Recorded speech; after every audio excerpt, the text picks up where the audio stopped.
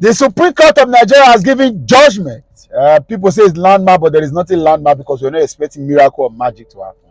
They have said a lot, but what they did not say quite much more than what they have said. They have interpreted the Constitution, but the areas and sections they had not interpreted or they misinterpreted is been more than what they have interpreted. I'm not talking about the forfeiture case of $460,000 that they didn't talk about. I'm talking about the issues that they have raised and ironed out that Nigerians have interpreted to themselves, and they will start to deal with it in the manner at which they understood it. Quite frankly, let's be very sincere. We knew that this was going to be the outcome. We knew quite well that the Supreme Court will turn around and hate on Nigerians. And of course, will not deliver the judgment that will be for the overall good of this country. We know that having an incumbent president sit in power and having his election challenged by the court is going to be a downhill task. So much we knew. But of course, we wanted to test the waters and say, let's assume that the Supreme Court understands the dynamics of what's even happening. They said 25% doesn't matter. In short, the Constitution, that's not what the Constitution actually intended. A lot of the things said. They refused to accept the deposition of the Chicago State Court, right, on the Tinubu's forgery case. What that means is that, okay, we agree that this has its implications, gross implications, but you do not bring it up on time. You do not front load it. And that's the point. That was what they used at the time. Technicalities, of course. Oh, this one lacked merit. This one doesn't lack merit. And I've said it before and I'm saying it again. When Chukuma Kaduna is your one, if you're Emmanuel, if you're Juna, right? Emmanuel, if you're Juna, led the 1966 January 15 coup against the government of Nigeria that led to the death of Sir Tafawa Balewa. They didn't know they were setting the precedent. They didn't know that they were going to start up something that will internally continue in this country for several years until 1999. They didn't know. Only about 7 months later, a counter coup, what political scientists call July rematch, happened, and Lieutenant Colonel Murtala Mohammed led Northerners to cause another coup that removed Agu Ironsi as being head of state of this country. Precedence. What the Supreme Court has done, they have set precedence. Moving forward in this country, elections will be fought and won in the battlefield.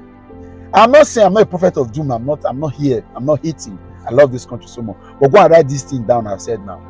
Elections will not be a do or die affair in this country, because now politicians and Nigerians have now been told that if you cannot get it right in the ballots, cannot get it right on the election, they forget about us. Don't bother to come and speak English. That's what the Nigerians have been told.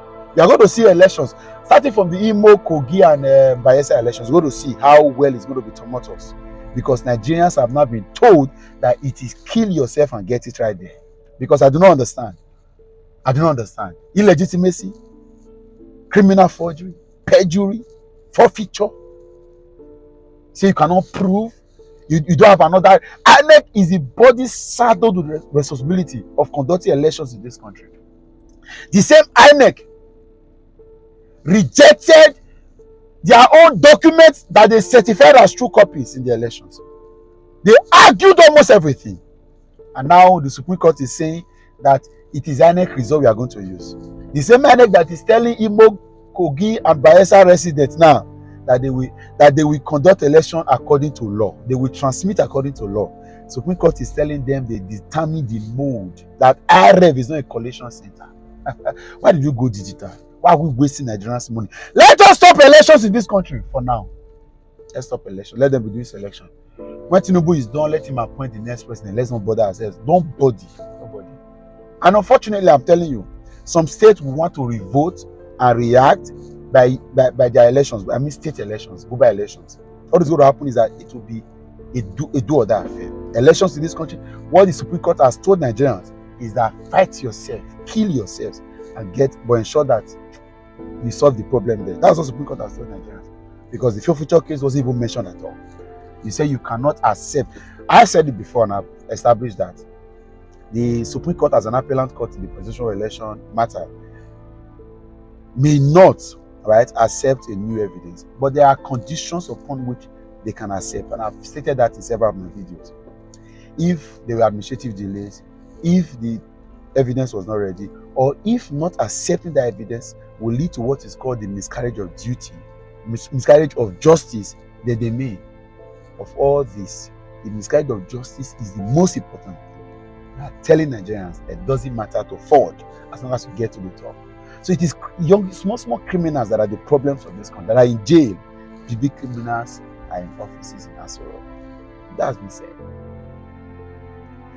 I wasn't expecting a miracle. I wasn't expecting magic to happen.